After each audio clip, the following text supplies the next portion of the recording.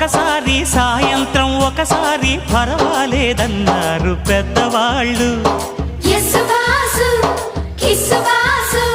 సావిట్లో ఒకసారి సందిట్లో ఒకసారి చలి కాగాలన్నారు చిన్నవాళ్ళు. కొక్కరో బంగారు కోడి ముద్దడితే ముదిరింది వేడి. పిల్లగో చూశాని నాడి అదిరింది కన్నెబాడి. గుట్టుగా దోపిడి చెయ్యనా గుమ్మడి తాళలేను తీపి రాపిడి. నిన్నేమడగను ఎట్టాడగను ఒకసారి ఒడిలోకి రారమ్మని.